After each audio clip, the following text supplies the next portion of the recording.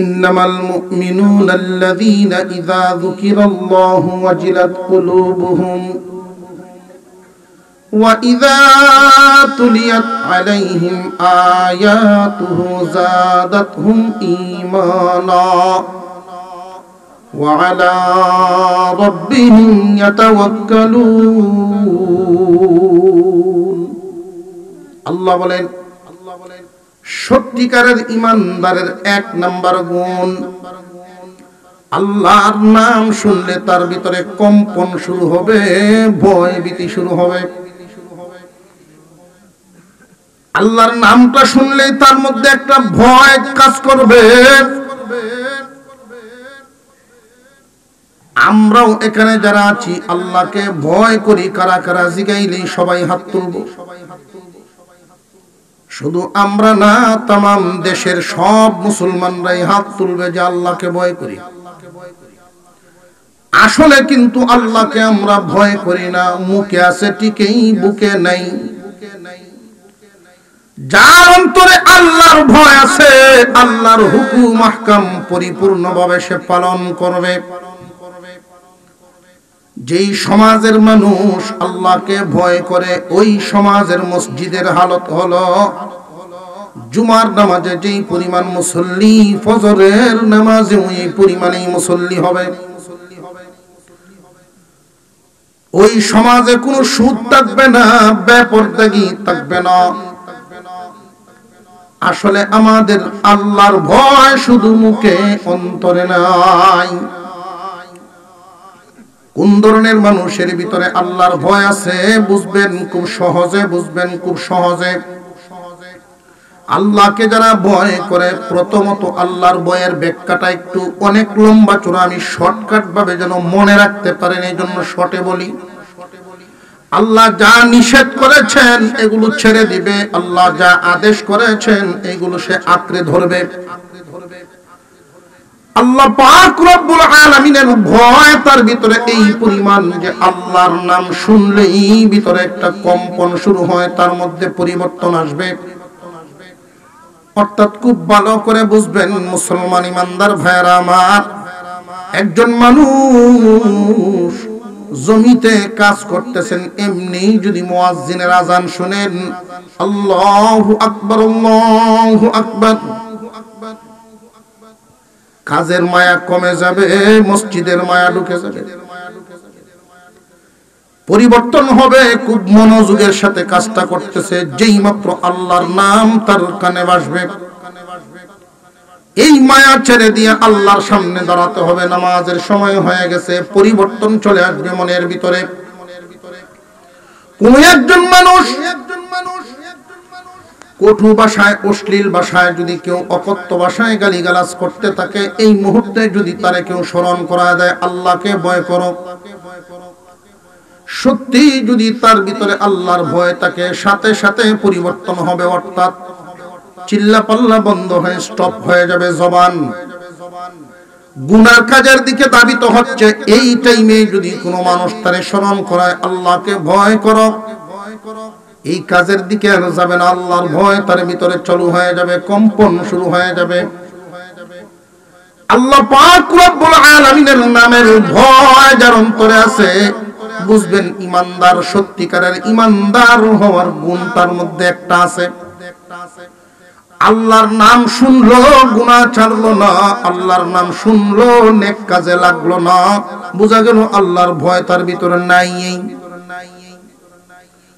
কোন ধরনের ইমানদার? আল্লাহ বলেন, তোমাদের মতো করে তোমরা বলতে থাকো, আমি আমার পক্ষ থেকে জানায়া দিলাম সত্যিকারের ইমানদারের গুণ হবে 5টা। সত্যিকারের ইমানদারের গুণ হবে কয়টা? জবান খুলে কয়টা? আরো জোরে। 1 নম্বরে আল্লাহর ভয়। কার ভিতরে কি পরিমাণ আছে নিজেই নিজে হিসাব মিলায় ফেলেন, কারোর বলার দরকার নাই। আপনি কোন মানের ইমানদার আপনার হিসাব আপনি মিলায় ফেলেন। দুনিয়ার ব্যাংকে টাকা জমা দেওয়ার আগে নিজে একবার গণি না, আগে নিজে একবার গণি, এরপরে ব্যাংকাররে দিয়া গনাই। আল্লাহর দরবারে তোমার আর এই ঈমান পরীক্ষা করার আগে নিজে পরীক্ষা করিয়া লও। আল্লাহর ভয় ভিতরে জাগানোর চেষ্টা করো। পূর্ণ করার জায়গায় দুনিয়া থেকে বিদায় হয়ে গেলে আর ঈমান আনতে পারবে না। এক নাম্বার গুণ ঈমান, আল্লাহর প্রতি যার ভয় আছে, ঈমানদারের এক নাম্বার গুণ আল্লাহর ভয়। দুই নাম্বার ওয়া ইযা তুলিয়াত আলাইহিম আয়াতুহু যাদাতহুম ঈমানা। ঈমানদারের দুই নাম্বার গুণ হলো আল্লাহর কালামের তিলাওয়াত শুনলে তার ঈমান বাড়বে। আল্লাহর কালামের তিলাওয়াত শুনলে যদি ঈমান বাড়ে, বুঝবো কেমনে? ঈমান তো দেখা যায় না। ঈমান দেখা যায়? ঈমান তো দেখা যায় না, বুঝবো কেমনে? যে বুঝবেন যদি কোরআন শুনলে ভালো লাগে, কোরআন পড়লে ভালো লাগে, কোরআন যেখানে পড়ানো হয় মাদ্রাসা ওইটা দেখলে ভালো লাগে, কোরআন যারা পড়ে তাদেরকে দেখলে যদি ভালো লাগে, কোরআন যারা পড়ায় আলেমরারে দেখলে যদি ভালো লাগে, তালিবে ইলম দেখলে ভালো লাগে, বুঝবেন আপনার ঈমান বাড়ে। এটা কয় নাম্বার গেল? আপনারা নাম্বারগুলি বললেন। ঠান্ডার রাত, আপনারা যদি একটু সহযোগিতা করেন তাহলে কথাগুলো শেষ করা সম্ভব হবে। এটা কয় নাম্বার গুণ? দুই নাম্বার। এক নাম্বার আল্লাহর ভয়, দুই নাম্বার কোরআনের মুহাব্বত। যার ভিতরে কোরআনুল কারীমের ন্যূনতম মুহাব্বত থাকে না, কোরআনের মুহাব্বত নাই, এই লোক ঈমানদার না। সমাজে অনেক নামে দামে মুসলমান আছে, আলেমদের বিরুদ্ধে সমালোচনা করে। অনেক নামদামি মুসলমান আছে, মাদ্রাসার বিরুদ্ধে অবস্থান নেয়। ব্যাঙের ছাতার মতো এটা কেল্লাই, অথচ মাদ্রাসার দরকার আছে না নাই? আলেম উলামা যদি সমাজে না থাকে, গরু মরে, ছাগল মরে, মুরগি মরে, মানুষও এভাবেই মরবে, জানাজা দেওয়ার কেউ থাকবে না। ফখরে বাঙ্গাল তাজুল ইসলাম রহমতুল্লাহ আলাইহি, উনি এক মজলিসে বসছেন, সব ইংরেজি আর উনি হলো আরবি। তো ইংরেজিরা যখন বেশি, ওনারা দেখলে তো একটু কোসা কাসা দিবই, ঠিক না বেটি? কোন এক জায়গায় যদি আমার মতো মেসাব একজনে দেখে আর সব ফ্যান শার্ট টাইওলা, তো তার আর মনের জোর বেশি না? তারা কুসায় কাসায় বলেন হুজুররা সমাজের কোনো কামেরই না, কোনো কামের না। কোন কামও লাগে? তো ফখরে বাঙ্গাল রহমতুল্লাহ বলেন এই কামও লাগে। এই আঙ্গুলের কিন্তু হওয়ার খুব সাংঘাতিক। এই আঙ্গুলটা কাজ্জা লাগায়, ঠিক না বেটি? এইটা কাজ্জা যেমন লাগায়, আবার কোন কোন এলাকা থ্যাংক ইউ ভেরি গুড বোঝায়, দুইটাই ধন্যবাদ বোঝায়, যে যেমনে বুঝে। যেই মাত্র হুজুরে কইছেন হ্যাঁ হুজুর রা এই কামরাত লাগে, এখন তো হগল ইংরেজিরা ধরছে এই কামরাত মানে। আপনারা চেতেন না, বসেন, বুঝে নাকি? হাতের 5 আঙ্গুল মিলে একটা সমাজ। আমাদের সমাজেও অনেক ধরনের মানুষ মিললে হলো একটা সমাজ। কেউ ব্যবসায়ী, কেউ গৃহস্থ, কেউ চাকরিজীবী, কেউ মেসাব। এই সকলে মিললে যেমন একটা সমাজ, এই হাতের 5টা আঙ্গুল মিললেও একটা সমাজ। লক্ষ্য করে দেখবেন এই 5 আঙ্গুলের মধ্যে এই 4 আঙ্গুল গঠনের দিকেও মোটামুটি মিল, অবস্থানও খুব কাছাকাছি, ঠিক না বেটি? আর এই আঙ্গুলটা গঠনেও মিল নাই, অবস্থানেও কাছে নাই, দূরা আলাদা হয়ে রয়েছে। সমাজের মানুষও ব্যবসায়ীর সাথে চাকরিজীবীর তুতার মিল আছে, চাকরিজীবীর সাথে গৃহস্থেরও তুতার মিল আছে। লেবাস লোসন উড়া বসা মোটামুটি তারার অবস্থানও একসাথে, উড়া বসা একসাথে, সব একসাথে মিল হরে কাছাকাছি। তো আলেমরার সাথে তেমন মিল নাই। তার অবস্থান একটু দূরা। একজন আলেম যদি কোনো পঞ্চায়েতেও যায় সালিশ হগলের লাগিন বেড়া হইয়া দাঁড়ায়, ঠিক না? ঠিক। কোন বিয়ে বাড়ি উরুম দুরুম চলছে, ধুমধারাক্কা নাচ গান সম্ভব চলতেছে, যেই পাগড়ি পুগড়ি বাঁধতে মসজিদের খতিব সাহেব হাজির, হগলের লাগিন একটা ইতস্তত আরম্ভ, যন্ত্রণা শুরু হয়েছে। এই আঙ্গুল যেমন সমাজ থেকে অনেকটা দূরে, হাতের আলেমরাও এত দূরে। তবে হ্যাঁ, এই আঙ্গুল কিন্তু এই হাত নামক সমাজের জন্য অত্যন্ত গুরুত্বপূর্ণ। এই আঙ্গুল যদি না থাকে, এই চাইরোটা অচল, এই চাইরোটা কোনো কাম নেই। এই আঙ্গুল যদি না থাকে, লবণ হলে তার না, জোরে কর, হাত বইটা হইব, বইটা হইব, বইটা এমনি দেওয়ান লাগবো, ধরতে পারবে। ঠিক তেমনি ভাবে উলামায়ে কেরাম এমন উম্মতে মুহাম্মাদের জন্য আলেম সমাজ এই আঙ্গুলের মতো গুরুত্বপূর্ণ। এই আঙ্গুল না থাকলে যেমন হাত অচল হয়ে যায়, আলেম উলামা না থাকলে মুসলিম সমাজ অচল হয়ে যায়।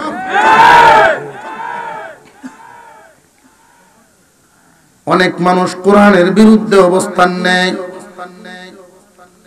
যদি একটু পদের লালচ শরীরের সাথে লাগিয়ে যায়, ভদ ফায়ালায় কোনো একটা, বা অর্থ সম্পদ হয়ে যায়, চর্বি হয়ে গেছে, দেখবেন আলেমদের বিরুদ্ধে সমালোচনা শুরু হয়ে গেছে। জানিয়া রাখবেন, আমরা যদি মুসলমান নিজেদেরকে দাবি করি, আমাদের সকল ঘুরে গেড়ে শেষ ঠিকানা জায়নামাজ। ঘুরে ফিরে রিটায়ার্ডের পরেই হোক, গৃহস্থী শেষে বুড়া হওয়ার পরেই হোক, শেষ জীবনের ঠিকানাই একটাই, জায়নামাজ। এই জায়নামাজে গেলে আলেমদের ছাড়া কোনো গতি। সত্যিকারের ইমানদারের 2 নাম্বার গুণ কোরআনের মুহাব্বত, 3 নাম্বার গুণ ওয়ালা রাব্বিহিম ইয়াতাওয়াক্কালুন। সত্যিকারের ইমানদার হামেশা সর্বদা সর্বহালতে আল্লাহর উপরে ভরসা করে চলবে। ভরসা কার উপর? আল্লাহর উপর। কেলা কেলা ঘুম হাত তুলেন দে, ঘুমো থাকলে কেউ হাত তুলেন না, যে ঘুম আছে হাসারি আছে, আদা মাদা নাই, পুরা আছে।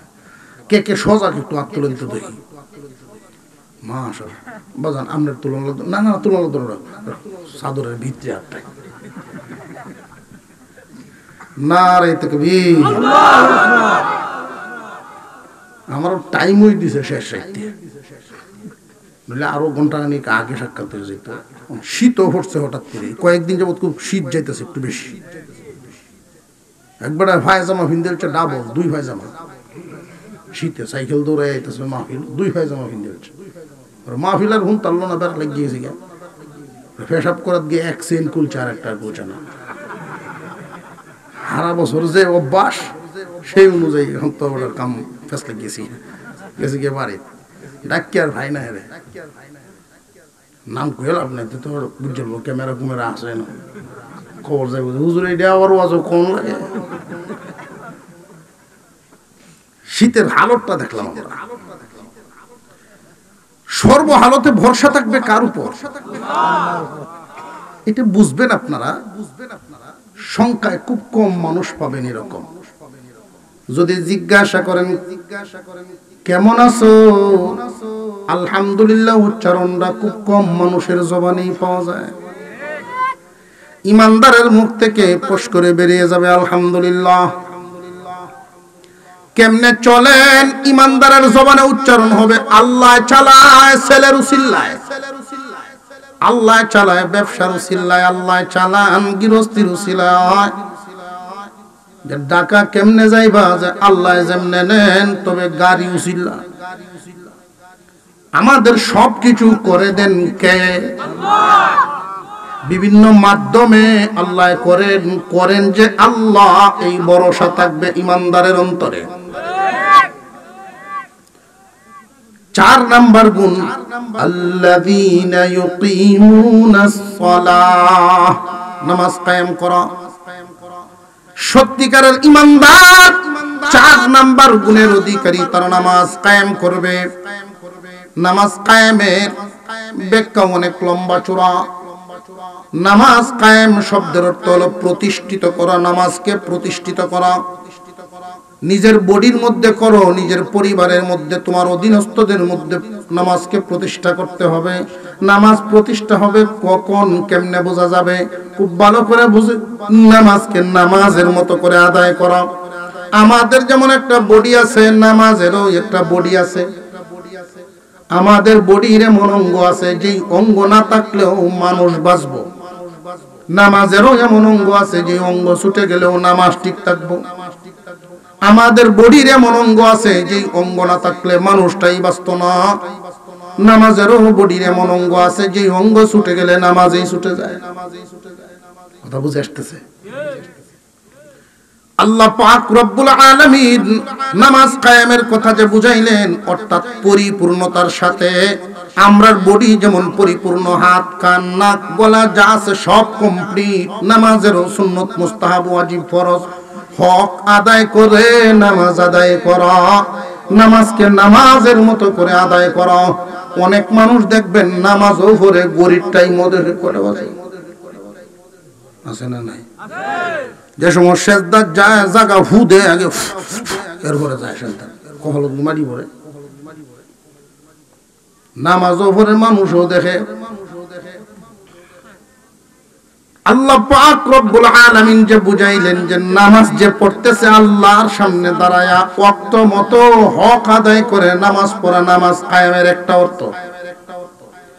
নামাজ কায়েমের আরেকটা অর্থ হলো এমন ভাবে নামাজ আদায় করবেন, নামাজের সাথে যেন অন্তরের সম্পর্ক এমন হয়, এশার নামাজ পড়ে যখন ঘুমাইবেন ফজরের জন্য যদি মন কান্দে বুঝবেন নামাজ কায়েম হইতেছে। জোহর পড়েছেন আসরের জন্য মন কান্দে, আসর পড়েছেন মাগরিবের অপেক্ষা মন কান্দে, এই যে নামাজের জন্য নামাজ কায়েম শুরু হয়ে গেল।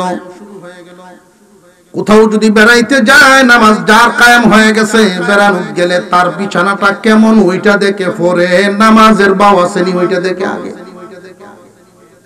বুঝবেন নামাজ কায়েম হয়ে গেছে। 5 নাম্বার আল্লাহর দেওয়া মাল থেকে আল্লাহর রাস্তায় দান করে, ওয়া মিম্মা রাযাকনাহুম ইউনফিকুন, আল্লাহর দেওয়া মাল থেকে আল্লাহর রাস্তায় দেয়। আল্লাহ যেটি আমরারে দিছে এইখান থেকে আল্লাহরে দিতাম। আল্লাহ আমরারে দিছে নি কিছু মনে হয় না, কেউ বাপে দিছে, কেউ বড় ভাইয়ে দিছে, কেউ দাদায় তুই গেছে, আল্লাহ এখন দিল। আমার এক নতুন আত্মীয় বাড়িতে গেছি, তো তালুই বেড়া আমার ডাককে দেখায়, বাজান এই যে সামনের যে জমিনটা এটা আমরা, এই জমিনটাও আমরা, এটি সব আমার হাতের রাখা। আমি শেষ পর্যন্ত যে গেছি বাজান আল্লাহর কিচ্ছু নাই।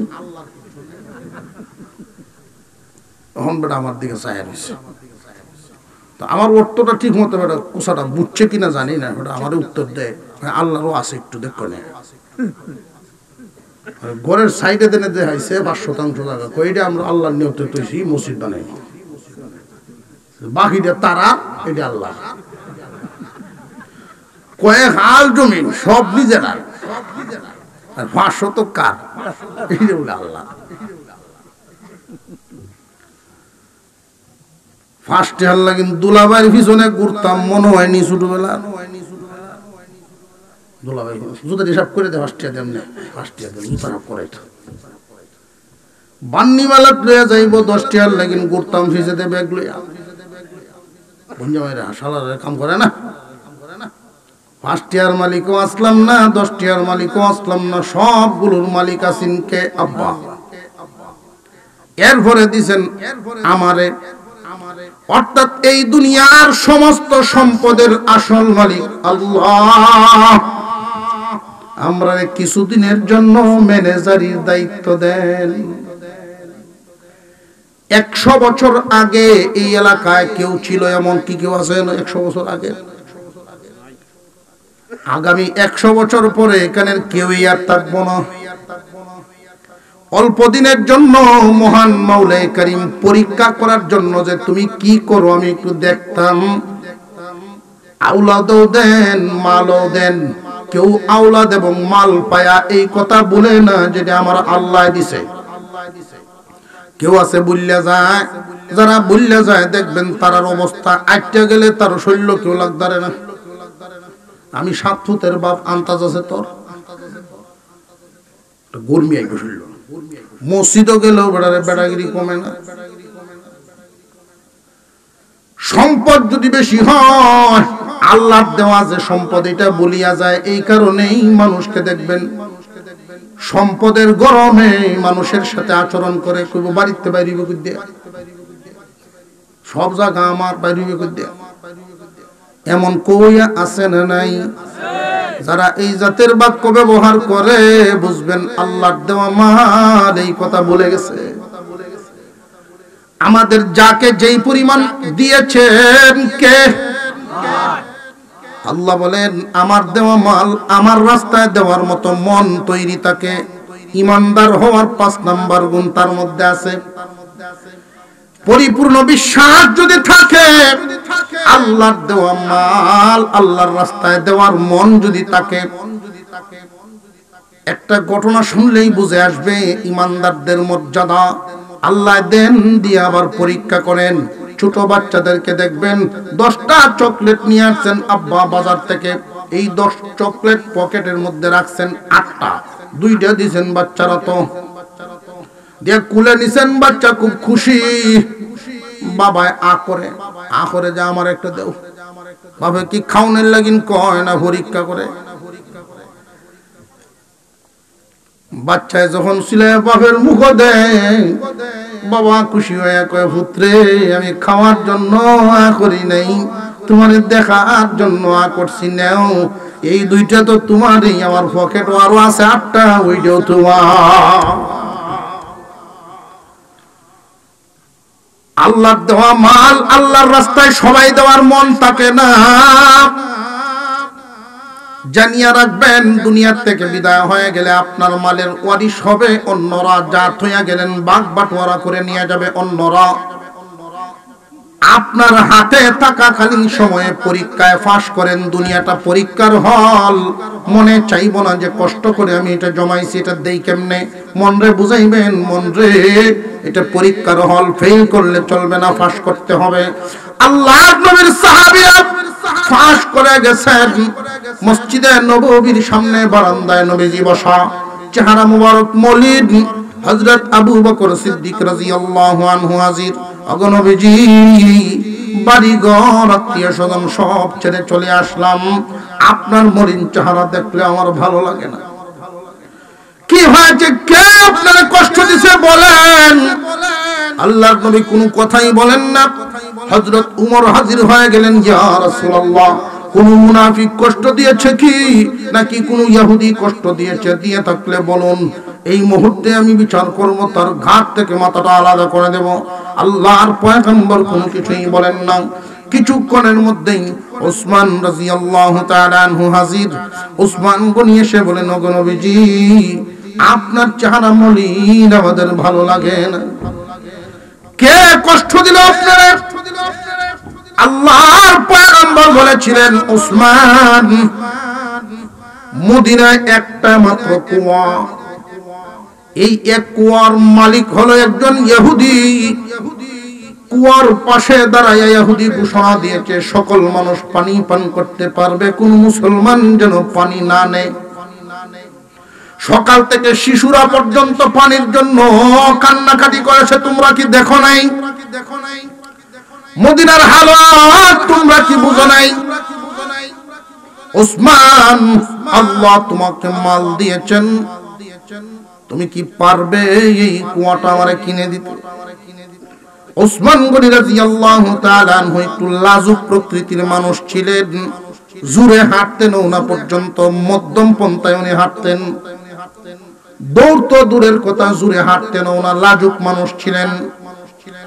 কিন্তু যেই মাত্র আল্লাহর নবী বলেন তুমি কি পারবে নি এই কুয়াটা খরিদ করে দিতে, উসমান গনি রাদিয়াল্লাহু তাআলা আনহু আল্লাহর পয়গম্বরের কাছ থেকে অনুমতি নিয়ে এত জোরে দৌড় দিয়েছিলেন, যারাই দেখছেন আশ্চর্য, জীবনে কোনদিন উসমান রে এইভাবে দৌড় দিতে দেখি নাই।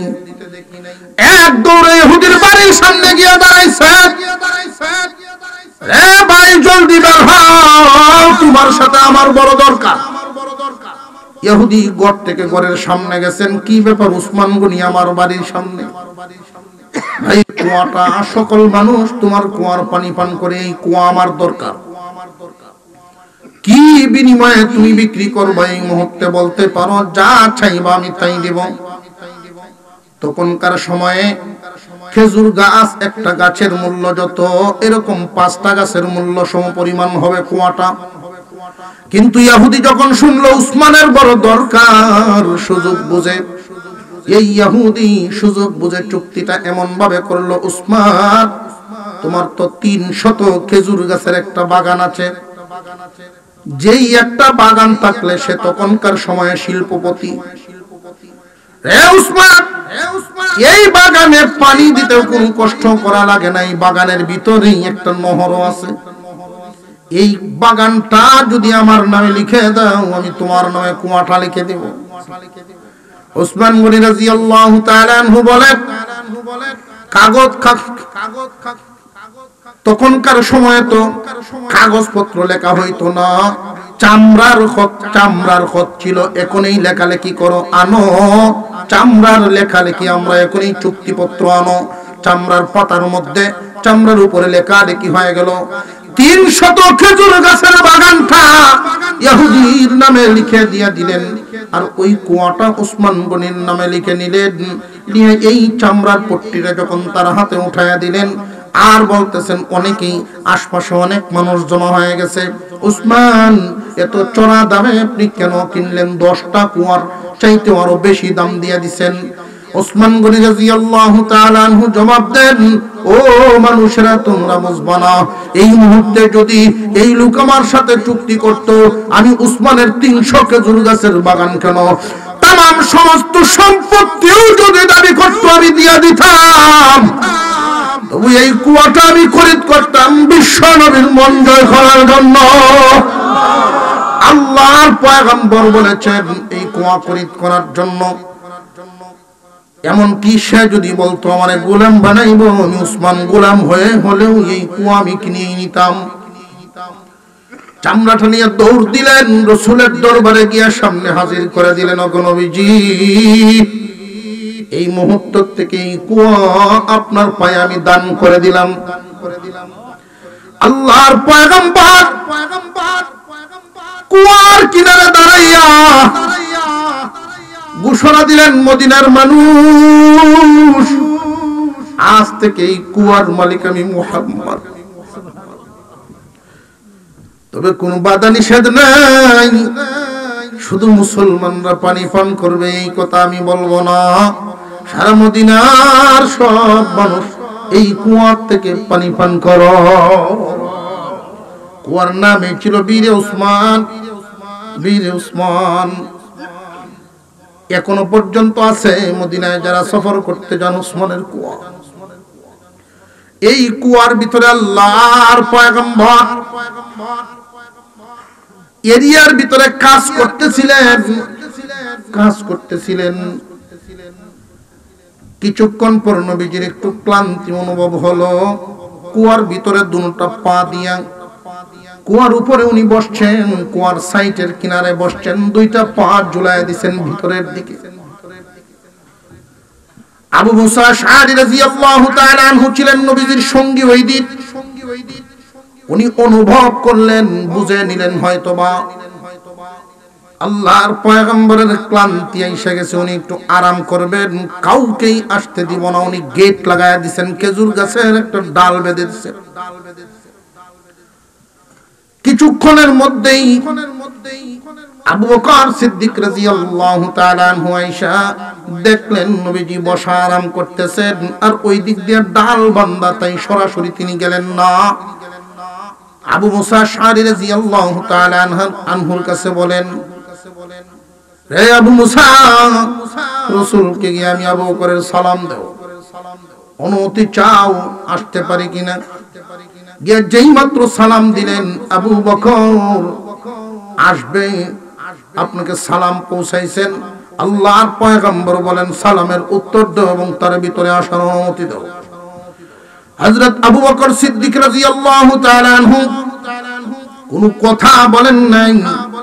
আল্লাহর রাসূলকে অনুসরণ করতে গিয়া রাসূল যেইভাবে বসছেন, ওনার বাম সাইডে দিয়ে গিয়া অনুরূপ ভাবে হুবহু আবু বকর ভিতরে পা দিয়ে হযরত আবু বকর বসে গেছে। কিছুক্ষণের ভিতরে হযরত ওমর ফারুক রাদিয়াল্লাহু তাআলা আনহু আসলেন। ওমর আসার সাথে সাথেই সালাম দিলেন, সালাম পৌঁছাইলেন। আল্লাহর পয়গম্বর বলেন, আমার ওমরকেও ভিতরে আসতে দাও। ওমর রাদিয়াল্লাহু আনহু ভিতরে ঢুকলেন, গিয়ে দেখেন আল্লাহর পয়গম্বরের বাম সাইডে দিয়ে আবু বকর, ডান সাইড খালি। তো ডান সাইডে দিয়ে বসার মতো সাহস উনি পাইতেছেন। আল্লাহর নবীকে কত সম্মান দিতেন, কত মানা মানতেন, যার নাম শুনলেই অর্ধেক পৃথিবী কাঁপতো, যার নাম শুনলে অর্ধ জাহান কেঁপে উঠত। আর ওমর রাদিয়াল্লাহু আনহু বলতেন, আমি তামাম দুনিয়াবাসীর কাছে সত্য, কিন্তু রাসূলের দরবারে মনের চাইতে নরম। আল্লাহর নবীর চোখে চোখে তাকায় সাহাবীরা কোনো সময় কথা বলতেন না। উনি ডান সাইডে বসতে সাহস করছেন না, উনি বাম দিয়া গিয়া আবু বকরের বাম সাইডে গিয়ে বসছেন। কিছুক্ষণ পরেই ওসমান রাদিয়াল্লাহু আনহু আসলেন। ওসমান এসে সালাম দিলেন, এই সালাম রাসূলের দরবারে নিয়ে পৌঁছালেন। আল্লাহর পয়গম্বর বলেন, রে আবু মুসা, ওসমানের সালামের উত্তর দিলাম, ওসমানকে অনুমতি দাও ভিতরে আসার, ভিতরে আসার অনুমতি দাও, আর মুসিবতের সংবাদ দাও। মুসিবত আসতেছে, মুসিবতের সংবাদ দাও। ওসমান রাদিয়াল্লাহু তাআলা আনহু ভিতরে ঢুকছেন, মুসিবতের সংবাদ পায়া আল্লাহর পয়গম্বর মুসিবতের সংবাদ দিলেন। হযরত ওসমান বলেন, ইমানদারের জন্য, মুমিনের জন্য মুসিবত এক নিয়ামত। মুসিবতকে গলায় লাগানো ইমানদারদের জন্য এক নিয়ামত, পেরেশান হওয়ার কিছুই নাই। মুসিবতে পড়লে আল্লাহর মহব্বত বাড়ে বান্দার প্রতি। মুসিবতে পড়ে যদি ধৈর্য হারা না হয়, আল্লাহর মহব্বত বাড়ে। আইয়ুব আলাইহিস সালাম যখন অসুস্থ ছিলেন, সুস্থ করে দিলেন আল্লাহ। সুস্থ হওয়ার পর জিজ্ঞাসা করলেন, আইয়ুব তুমি এখন কেমন আছো? আল্লাহ, আমি ভালো আছি আলহামদুলিল্লাহ, তবে অসুস্থ থাকার সময় বেশি ভালো ছিলাম। অসুস্থ থাকা অবস্থায় আপনার দয়া মায়া আমার প্রতি বেশি ছিল। আমি প্রতিদিন জান্নাত স্বপ্নে দেখতাম। মুসিবতে থাকলে বান্দা যখন মুসিবতে পড়ে, ধৈর্যশীল বান্দারা মুসিবতে যখন পড়ে যায়, আল্লাহ পাক রব্বুল আলামিনের প্রিয় বান্দা হয়ে যায়। ওসমান রাদিয়াল্লাহু আনহু বলেন, আনেওয়ালা মুসিবত আসলে আল্লাহ যেন আমাকে ধৈর্য ধারণের তৌফিক দান করেন। মুসিবতকে গলে লাগানোর মতো মনোভাব, মনের জোর যেন আল্লাহ আমাকে দান করেন। বিশ্বনবী বলেছেন, মুসিবত আসবেই, কোনো সন্দেহ। ভিতরে ঢুকলেন, ঢুইকা দেখেন আল্লাহর পয়গম্বরের বাম পাশে আবু বকর, আবু বকরের বাম পাশে ওমর। এখন আর ডান পাশে বসার তো সাহসই নেই, বাম দিক দিয়ে বসার মতো সুযোগটাও তো রাসূল থেকে অনেকটা দূরে হয়ে যায়। উনি ঘুরান দিয়ে সামনে চলে গেলেন, আল্লাহর পয়গম্বরের সামনে এভাবে বসলেন। রাসূল যেমনি বসছেন এমনি কুয়ার ভিতরে দুই পা নামায়া সামনাসামনি বসছেন। মুহাদ্দিসিনে কেরাম বলেন, আল্লাহর পয়গম্বরের এই দৃশ্যটা আলমে বরজখের দৃশ্য। আলমে বরজখের দৃশ্য কেমনে? মেরাজে নিয়ে জান্নাত দেখাইছেন, জাহান্নাম দেখাইছেন, সব দেখাইছেন। ওই দিন আল্লাহ পাক দেখাইতেছিলেন, দোস্ত আমার, আপনি এখানে বসছেন, আপনার উপরে আবু বকর আসবে, আবু বকর আপনার পাশেই বসবে, আর পরে ওমর আসবে আপনার পাশে বসবে, আপনার প্রিয় সাহাবী ওসমান আসবে, ওসমান পাশে বসবে না, সামনে বসবে। বাস্তব চিত্র লক্ষ্য করে দেখেন, আল্লাহর পয়গম্বরের রওজা, আল্লাহর রাসূলের রওজা মুবারক, বাম সাইডে আবু বকর, তার বাম সাইডে ওমর। একটু সামনাসামনি জান্নাতুল বাকিতে ওসমান শুয়ে আছেন। আল্লাহ পাক আলমে বরজখের নমুনা দেখায় নিলেন। দুনিয়ার জমিনে আল্লাহ মাল দেন, কেউরে কম দেন, কেউরে বেশি দেন, দিয়া পরীক্ষা করেন তুমি তোমার মালের ব্যবহারটা কোন লাইনে কোন পর্যায়ে করেছো। সবাইকে সব হালতে দেন না। মহান মাওলাই কারীম মাল ও আওলাদ দুনিয়ার সৌন্দর্য হিসেবে দিয়েছেন। যার মাল নাই তারে একদম নিম্নমানের মনে করবেন না। কেউরে যদি আল্লাহ মাল দিছেন, এটা ভাববেন না যে আল্লাহ বিশেষ রহমত করছেন, না। আল্লাহর দেওয়া যত নিয়ামত, আল্লাহর নিয়ামতের 1 নাম্বার নিয়ামত পরিপূর্ণ ঈমান, 2 নাম্বার নিয়ামত শারীরিক এবং মানসিক সুস্থতা, 3 নাম্বার নিয়ামত নেককার বিবি, 4 নাম্বার নিয়ামত নেককার আওলাদ, 5 নাম্বার নিয়ামত মুমিনের অন্তরে সম্মান, সম্মান ইজ্জত, 6 নাম্বার নিয়ামত দ্বীনি বুঝ, 7 নাম্বার নিয়ামত দ্বন্দ্বলত। দ্বন্দ্বলত দিলেই যে আল্লাহ আপনার প্রতি খুশি, এটা ভাববেন না। অনেক ধনী মানুষ মাল পায়া লাঞ্ছিত হয়, আছে না নাই? আল্লাহ পাক আমাদেরকে যেন যা মাল দেন হালাল পথে আল্লাহ মাল দেন। হালাল পথে ধনী হওয়া এই সুযোগ সবার হয় না। বেশিরভাগ মানুষ হারাম পথে ধনী হয়। হালাল পথে ধনী হয় তারা, আল্লাহর নিয়ামত প্রাপ্ত হয় যারা। পরিশ্রম করবে কম, বরকত হবে বেশি। এমন মানুষও আছে সারা দিন কষ্ট করে 1000 টাকা রুজি করে। আবার এমন মানুষও আছে একটা নাট কালি উড়ান দিছে 1000 বিল, আছে না নাই? পরিশ্রম কম, মাল বেশি। আল্লাহর দেয়া নিয়ামত। সম্মানিত হাজিরিন, মসজিদ আপনাদের, এই মসজিদে একজন ইমাম ছিলেন আল্লাহ ওয়ালা। আল্লাহ পাক ওনার মাকামকে আরো উঁচা করে দেন, বলুন আমিন। আরো জোরে বলেন আমিন। আপনারা সেই আল্লাহ ওয়ালার নজরের লোক, আপনারাও উনাকে দেখছেন, উনিও আপনাদেরকে দেখছেন। আল্লাহ ওয়ালাদেরকে দেখার, আল্লাহ ওয়ালার দেখা নিয়ামত গুলো। মরণ তো অনেকেই মরে, কেউ গুনাহ করতে করতে মরে, বাথরুমে পড়ে মরে, পেশাব পায়খানাত পড়ে মরে।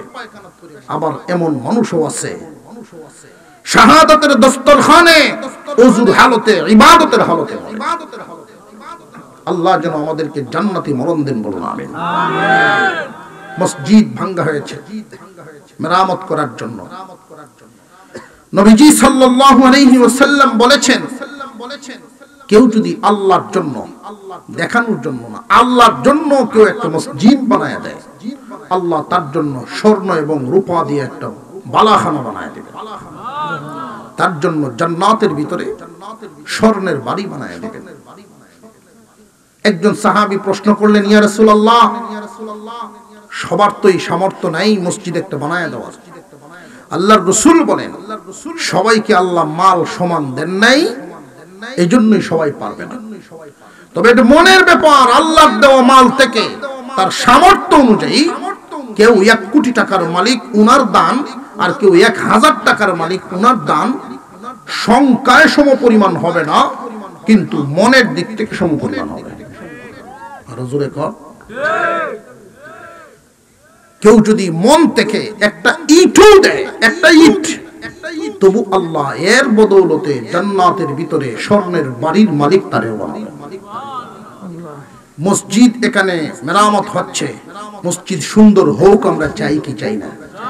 আরো জোরে কর, আরেকটু জোরে কর। আল্লাহ তোমার বান্দারা চায়, তোমার বান্দার অন্তরে মোহাব্বত আছে, কমতি নেই।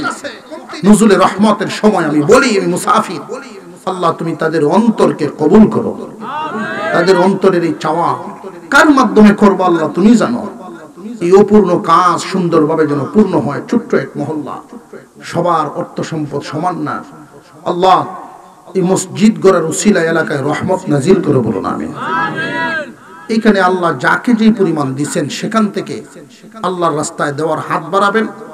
সবাই তো দিতে পারবে না, তবে আমরা যেই কাজটা সকলে করতে পারবো, একজন দিলে তার জন্য সবাই দোয়া করতে পারবো না বসে বসে।